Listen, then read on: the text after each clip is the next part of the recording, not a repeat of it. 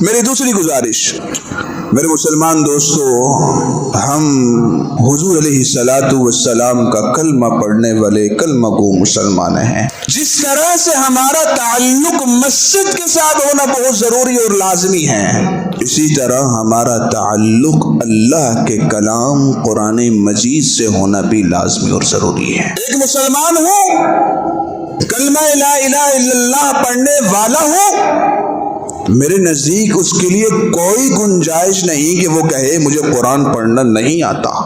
میں نہیں کہتا سارے گھرانے کے سارے لوگ حافظ ہو جائے، کم از کم ناظرہ تو پڑھنا آئے نا۔ یہ کتنی بڑی زیادتی ہوگی کہ میرے اللہ نے اسے اتنی صلاحیتیں دی ہیں کہ وہ تعلیم یافتہ ہے، انجینئرنگ کی ڈگری اس کے پاس ہے، پروفیسر کی ڈگری اس کے پاس ہے، ڈاکٹر کی ڈگری اس کے پاس ہے، دنیا کی ساری ڈگریوں کا ڈھیر لگا ہوا ہے، لیکن پوچھا جائے قرآن آتا ہے کہ نہیں؟ وہ کہے بابا جو قرآن نہیں آتا یہ میرے اور آپ کو مجرم نہیں، یہ میرے رب کو مجرم ہے۔ یہ نہیں کہ اسے پڑھنا نہیں آتا، یہ نہیں کہ اس کے اندر صلاحیت موجود نہیں، میرے اللہ نے اس نے بڑی صلاحیتیں دی ہیں، تبھی تو انجینئر بنا ہے، تبھی تو پروفیسر بنا ہے، تبھی تو ڈاکٹر بنا ہے۔ اپنی صلاحیتوں کو وہاں خرچ کر کے وہ ڈگریاں حاصل کر سکتا ہے۔ کہ خدا کا قرآن اتنا مظلوم ہے کہ وہ دیکھ کر پڑھنا بھی ہمیں نہیں آتا؟ میرے مسلمان دوستو، اگر ہم اپنے گھروں کے اندر برکتوں کا نزول چاہتے ہیں، اگر ہم اپنے گھروں کی آبادی چاہتے ہیں، اگر ہم اپنے گھروں کے اندر اللہ کی رحمتوں کا نزول چاہتے ہیں، تو ہمارے گھر کے ہر فرد کو قرآن پڑھنا آنا بھی چاہیے، گھر کے اندر تلاوت کا معمول ہونا بھی چاہیے۔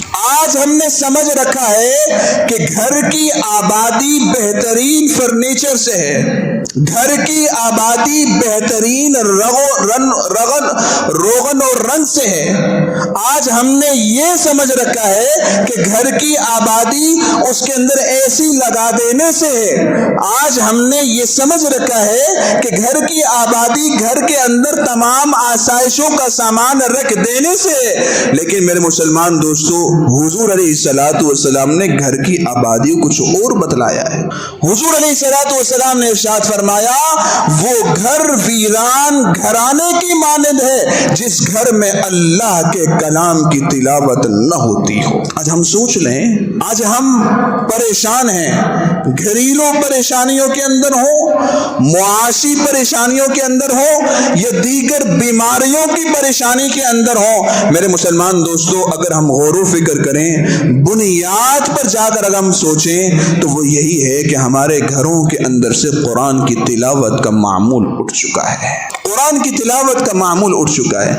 میں تحدیث بن نعمت کے طور پر ایک واقعہ سناؤں گا کہ ہمارے والد صاحب نور اللہ مرقدہ، جب سے میں نے ہوش سنبھالا، جب فجر میں ہمیں جگانے آتے، یہ نہ کہتے محمد اٹھ جاؤ، عبد الواحد اٹھ جاؤ، احمد اٹھ جاؤ، نماز کا وقت ہے، نہیں۔